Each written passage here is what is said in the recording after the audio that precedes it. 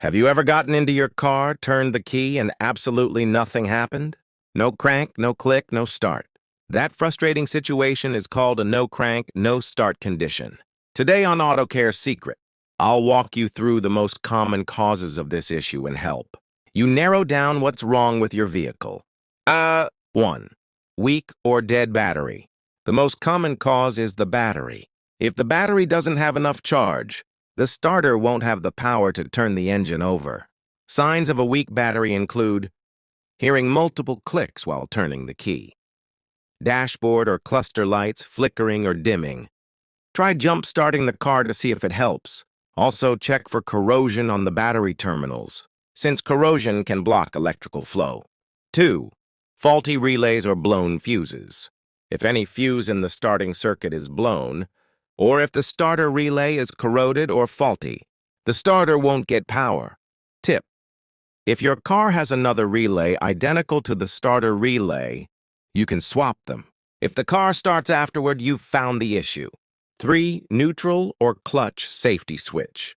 On automatic cars, the neutral safety switch prevents the car from starting unless it's in park or neutral.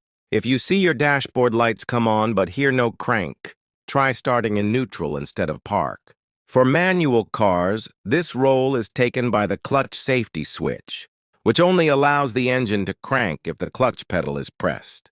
4. Ignition switch problems. The ignition switch sends power to the starter motor.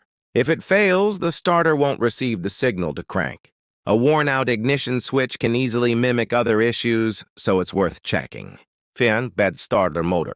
The starter motor itself could be at fault. Starters fail due to worn-out brushes, bad wiring inside, or a faulty solenoid.